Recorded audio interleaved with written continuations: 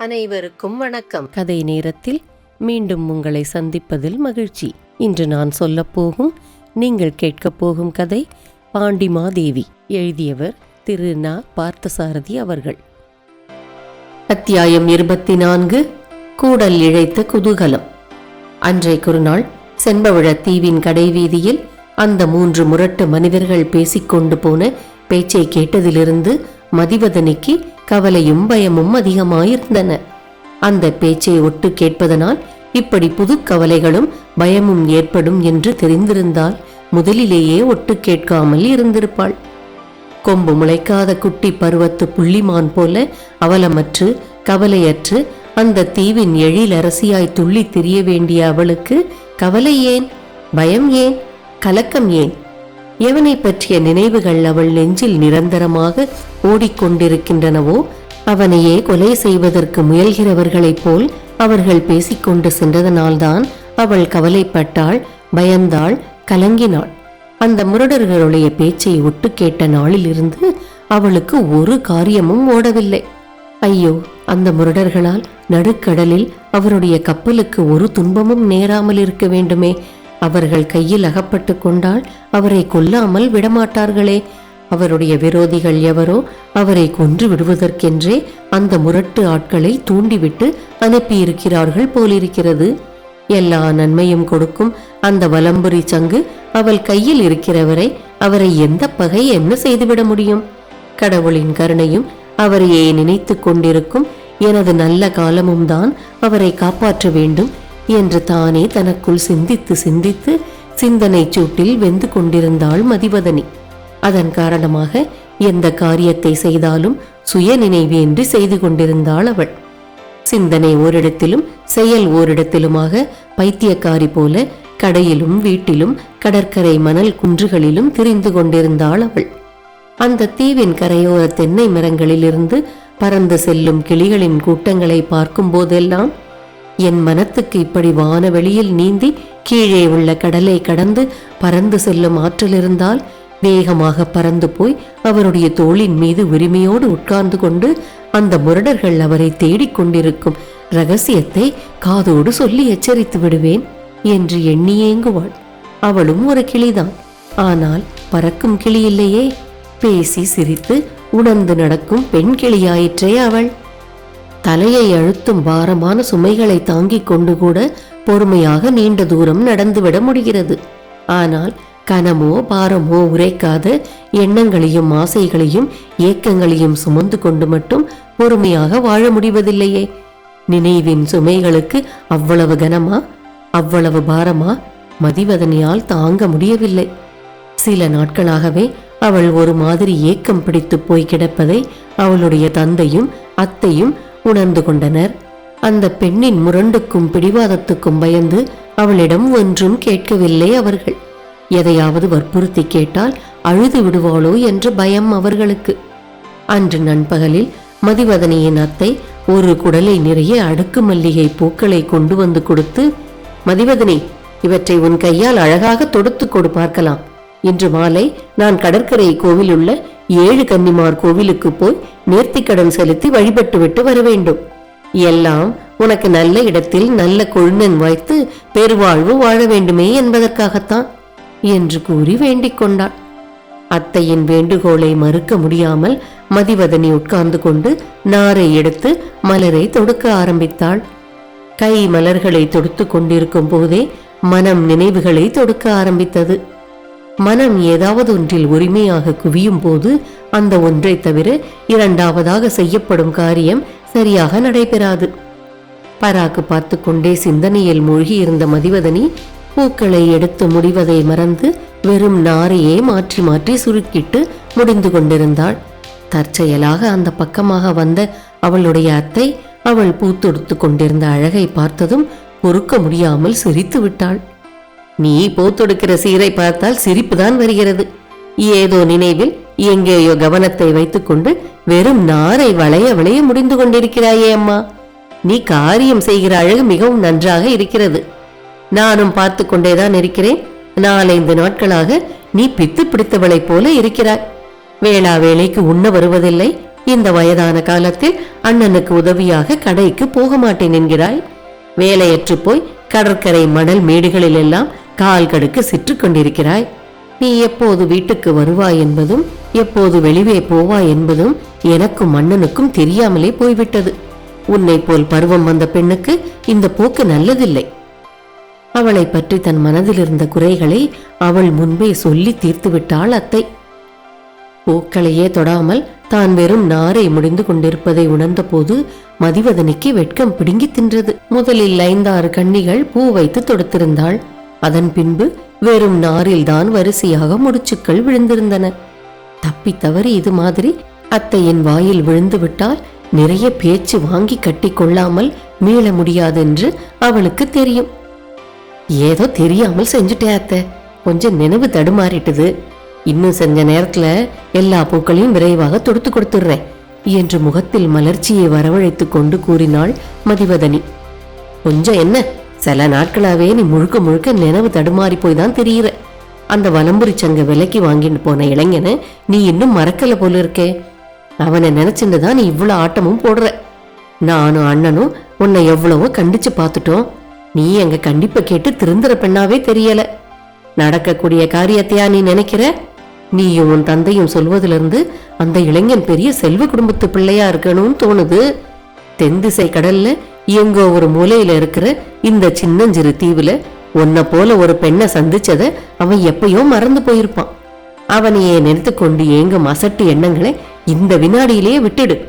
நமக்கு எட்டாத பொருளை நம்மால் எட்டி எடுக்க முடியாத உயரத்துல இருக்கிற அழக நாம நினைச்சு உருகி பயன் என்ன? 2 கைகளும் முடமாகி கால் நொண்டியான ஊமை ஒருவர் தனக்கு எதிர உள்ள பாறையில சுவையான பசு வெண்ணெயை உருட்டி வச்சிருப்பதை பார்க்கிறான். வெயில் வெண்ணெய் உருகி பாறையில் வீணாகி வழிகிறது. அவனால் என்ன செய்ய முடியும்? தான் உண்ண கைகள் இல்லை, நடந்து செல்ல கால்கள் இல்லை, பிறரை கூப்பிடலாம் என்றாலும் வாய் ஊமை. சாத்தியமில்லாத ஆசைகளோடு போராடி என்ன நன்மை விளைய போகிறது பெண்ணே? அந்த இளைஞனை பற்றிய ஆசையை தொலைத்து தலைமொழிகிவிட்டு எப்போதும் போல் நீ பழைய மதிவதனியாக மாறிவிடு. நான் உன் முகத்தில் மலர்ச்சியை காண வேண்டும், உன் உதட்டில் சிரிப்பை காண வேண்டும், உன் வாயில் கலகலப்பு நிறைந்த பழைய குறும்பு பேச்சை கேட்க வேண்டும், உன் நடையில் பழைய துள்ளலை காண வேண்டும். இன்றே இந்த கணமே நீ பழைய மதிவதனியாக மாறிவிடு. கடைக்கு போ, பழைய சுறுசுறுப்போடு விற்பனையை கவனி. அண்ணனுக்கு மகள் மகன் 2ஆகவும் இருப்பவள் நீ ஒருத்திதான். இப்படி சோக நாடகம் நடித்து அண்ணனையும் என்னையும் வேதனைப்படுத்தாதே. அத்தை தன் உள்ளத்தின் உணர்ச்சிகளாக இருந்த ஆத்திரம், வேதனை, ஆவல் எல்லாவற்றையும் அடக்க முடியாமல் அந்த பெண்ணின் முன்பு கொட்டி தீர்த்து விட்டாள். அத்தையின் பேச்சுக்கு மதிவதனியிடமிருந்து பதில் வரவில்லை. முழங்காலை குத்த வைத்து அதன் மேல் முகத்தை புதைத்துக் கொண்டு உட்கார்ந்திருந்தாள் அவள். மெல்லிய விசும்பல் ஒலி அத்தையின் செவிகளில் விழுந்தது. என்னடி பெண்ணே, இதற்காக வாழற? அழுக வரும்படி நான் என்ன சொல்லிட்டேன் இப்போ என்று கேட்டுக்கொண்டே கீழே குனிந்து அவள் முகத்தை நிமிர்த்தினாள் அத்தை. அவளுடைய விழிகள் கண்ணீர் குளங்களாக மாறியிருந்தன. கண்களில் அரும்பிய கண்ணீர் அரும்புகள் செடிகளில் அரும்பி மலர்ந்த மலர்களில் உதிர்ந்தன. யாராவது இதுக்காக அழுவாங்களா? கோவிலுக்கு கொண்டு போக வேண்டிய மலர்களின் தூய்மை கெடும்படியா இப்படி இவற்றின் மேல கண்ணீரை சிந்தறியே? நீ செய்யற காரியம் உனக்கே நல்லா இருந்தா சரிதான் என்று கடிந்து கொண்டே அவள் கூந்தலை கோதிவிட்டு சரி செய்தாள் அத்தை. அந்த சமயத்தில் வெளியே சென்றிருந்த மதிவதனியின் தந்தை வீட்டுக்குள் நுழைந்தார். மதிவதனி, எதற்காக அம்மா இப்படி அத்தையிடம் அழுது முரண்டு பிடித்துக் கொண்டிருக்கிறாய் என்று அவர் கேட்டார். அண்ணா, உங்கள் பெண்ணுக்கு நீங்கள் தான் சொல்ல வேண்டும். அவளுடைய நினைவுகளும் கனவுகளும் இப்போது இந்த தீவிலேயே இல்லை. முன்னை போல் சிரிக்காமல் பேசாமல் கலகலப்பாக இராமல் எப்பொழுதும் அவனையே நினைத்து புழுங்கிக் கொண்டிருக்கிறாள். கடற்கரை கன்னிமார் கோவிலுக்கு போவதற்காக பூ தொடுக்க சொன்னேன். தொடுப்பதற்காக உட்கார்ந்தவள் சுய நினைவே இல்லாமல் பூவை மறந்து வெறும் நாரை முடிந்து கொண்டிருக்கிறாள். இப்படியெல்லாம் இருக்காதே, அவனை மறந்து விட்டு முன்பு போல் இரு என்று கண்டித்தேன். அதற்குத்தான் இந்த பலமான அழுகை. தன் தங்கை கூறியதை கேட்டு மதிவதனியின் தந்தை சிரித்தார். இந்த மாதிரி வயது பெண்களே இத்தகைய அனுபவங்களிலிருந்து கண்டித்து மட்டும் திருத்திவிட முடியாது. தன்னை நினைக்காதவனை தான் நினைத்து ஏமாந்த பெண்களின் கதைகள் உலகத்தில் அதிகமாக இருக்கின்றன. அந்த கதைகளில் ஒன்றாக என் அருமை பெண்ணின் நினைவுகளும் ஆகிவிடக்கூடாதே என்பதுதான் என்னுடைய கவலை நினைப்பதை அடைவது ஒரு தவம், ஒரு புனிதமான வேள்வி. அது நினைத்து நினைத்து அந்த நினைவுகளை உருவேற்றி வலுவேற்றி எண்ணியதை அடைந்தே தீரும் ஆசை தவத்துக்கு பிடிவாதம் நிறைய வேண்டும். அந்த அன்புமயமான தவத்தை விடாப்பிடியாக பிடித்துக்கொண்டு செய்து வெல்லும் தெம்பு இதிகாச காலத்து பெண்களுக்கு இருந்தது. சீதைக்கும் பாஞ்சாலிக்கும் ஓரளவு சகுந்தலைக்கும் இருந்த அந்த தெம்பு செம்பவழ தீவின் ஏழை பரதவனான என்னுடைய மகளுக்கு இருந்தால் அவளுடைய நல்வினைதான் அது. சீதையும் பாஞ்சாலியும் சகுந்தலையும் நினைத்தவர்களை அடைய மட்டும்தான் முடிந்தது. சாவித்திரியோ அவர்களினும் ஒரு படி மேலே போய்விட்டார். தான் அடைந்த ஆடவனை தன் நினைவு தவத்தால் கூற்றுவனிடமிருந்தே மீட்க முடிந்தது அவளால். தெய்வீக காதலின் வெற்றிக்கு இத்தகைய நினைவு வன்மை பெண்களுக்கு வேண்டும். சிறிய ஆசைகளில் மனம் வைத்துவிட்டால் நினைவுகளுக்கு ஆற்றலே உண்டாவதில்லை. நீயும் நானும் இவளை கண்டிப்பது இன்றோடு விட்டுவிட வேண்டும். இவ்வளவு வயது வந்த பெண்ணை கண்டிப்பதும் அநாகரீகமானது. இவளுடைய நினைவுகளே இவளுக்கு விளைவு கற்பிக்கட்டும் என்று விட்டுவிடுவதுதான் நல்லது. ஒன்றிலும் பட்டுக்கொள்ளாதவர் போல் தன் தங்கையிடம் கூறிய அவர் மதிவதனியின் பக்கமாக திரும்பி, மதிவதனி, நீ ஏன் அழுகிறாய்? நீ இன்னும் குழந்தை இல்லையே. தாயை தவிர வேறு நினைவில்லாதவரை பெண் பேதையாயிருக்கிறாள். தந்தை, உடன் பிறந்தோர், விளையாட்டு பொருள் எல்லாவற்றையும் கடந்து தன்னை தவிர இன்னொரு ஆண்மகனை நினைக்க தொடங்கும் போது பேதை முழுமையற்ற பெண்ணாகிவிடுகிறாள். இப்போது நீ ஒரு பெண். உன் நினைவுக்கு நீ ஓர் ஆண்மகனை தேடிக்கொண்டு விட்டாய். அந்த நினைவுக்கு ஆற்றலை தேடி உறுதியாக்கு. அதுதான் நான் உனக்கு கூறும் அறிவுரை. இனிமேல் நான் உன்னை கண்டிக்கப் போவதில்லை, பயமுறுத்தப் போவதில்லை. அந்த இளைஞன் உன்னை மறந்து விடுவான் என்று சொல்லி கலக்கமடைய செய்யும் வழக்கத்தையும் இந்த வினாடியிலிருந்து நான் விட்டுவிடுகிறேன் என்றார். தந்தையின் அந்த பேச்சை கேட்டவுடன் மதிவதனிக்கு உடல் சிலிர்த்தது. தை மாதத்து வைகரையில் கடலில் நீராடினது போல் இருந்தது. அப்பா என்று உணர்ச்சி மேலிட்டு கூவிக்கொண்டே ஓடி வந்து அவர் காலடியில் சுருண்டு விழுந்தாள் அவள். நினைவை உறுதியாக்கு, நினைப்பதை அடைவது ஒரு தவம் என்ற சொற்கள் அவள் செவிகளை விட்டு நீங்காமல் நித்திய ஒலியாக சுழன்று கொண்டிருந்தன. தன் எண்ணத்தின் லட்சியமான காதலில் வெற்றி பெற ஒரு புதிய கருவி கிடைத்துவிட்டது. அவனை அடைவதற்கு அவளுக்கு ஒரு புதிய உண்மையை அவள் தந்தை கூறிவிட்டார். அப்பா, இதிகாச காலத்துக்கு பின்பும் நினைவை தவமாக்கி நினைத்தவனை அடையும் லட்சிய காதலுக்கு உதாரணமாக செம்பவழத்தீவில் ஒரு பெண் பிறந்திருந்தாள் என்று என்னையும் எடுத்துக்காட்டாக கூறுவதற்கு தகுந்தபடி நான் வாழ்ந்து காட்டிவிடப் போகிறேன் அப்பா. அப்படி ஒரு வாழ்க்கை வாழ்ந்து விட வேண்டும் என்ற பிடிவாதம் இப்போதே எனக்கு உண்டாகிவிட்டது. அவருடைய பாதங்களில் தன் கண்ணீர் ஒழுக ஆவேசத்தோடு உறுதியான குரலில் கதறினாள் மதிவதனி. எழுந்திரு அம்மா, காலம் முன் நினைவுக்கு வெற்றியை கொடுக்கட்டும் என்று அமைதியாக கூறி அவள் பிடியிலிருந்து தம் பாதங்களை விடுவித்துக் கொண்டு வீட்டின் உட்பக்கமாக நடந்தார் அவர். மதிவதனியின் அத்தை ஒன்றும் சொல்ல தோன்றாமல் சூன்யத்தை வெறித்து பார்த்து கொண்டு நின்றாள். இன்றைக்கு மாலையில் தன் அத்தையோடு கடற்கரையில் உள்ள 7 கன்னிகைகளின் கோவிலுக்கு போயிருந்தாள் மதிவதனி. 7 கன்னியர் கோவிலின் வாசலில் ஒரு பழைய புன்னை மரம் இருந்தது. மிகவும் வயதான மரம் அது. அதன் அடியில் மணற்பரப்பில் திருமணமாகாத கன்னிப் பெண்கள் தங்கள் மனதில் உள்ள எண்ணம் நிறைவேறுமா என்றும் நினைவுக்கு இசைந்த கணைவன் கிடைப்பானா என்றும் கூடல் இழைத்து பார்ப்பது வழக்கம். கூடல் இழைத்து பார்த்தலாவது மணற்பரப்பில் கிழக்கு திசை நோக்கி அமர்ந்து கொண்டு 2 கண்களையும் மூடி வழிபடும் தெய்வத்தை மனதில் தியானித்து வலதுகை ஆள்காட்டி விரலால் மணற்பரப்பில் குருட்டாம் போக்கில் ஒரு வட்டம் போடுவது. கோட்டை தொடங்கிய நுனியில் விலகாமல் ஒழுங்காக வந்து பொருந்தி வட்டம் முழுமையாக முடிவு பெற்றால் எண்ணிய காரியம் வெற்றி பெறும் என்று தீர்மானித்துக் கொள்ளலாம்.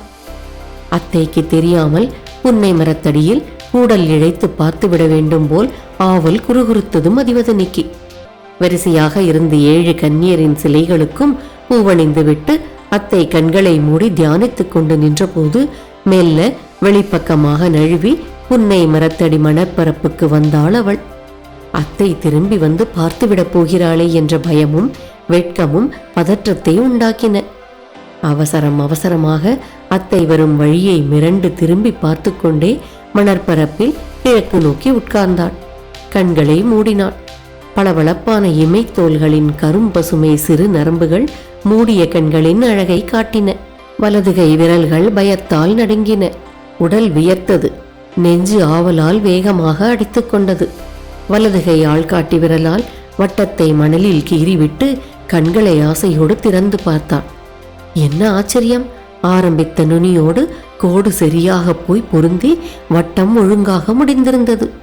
அந்த வட்டத்தை வைத்த கண் வாங்காமல் பார்த்து கொண்டிருக்கும் போதே தன் அன்புக்குரியவன் அன்று கப்பல் மேல் தளத்திலிருந்து ஊதிய சங்கின் ஒலி மறுபடியும் கேட்டது போல ஒரு பிரமை அவளுக்கு ஏற்பட்டது. கூடல் கூடியதால் உண்டான குதூகலத்தால் மதிவதனி அதையே பார்த்து பூரித்து கொண்டிருந்த போது பின்னால் யாரோ சிரிக்கும் ஒலி கேட்டது.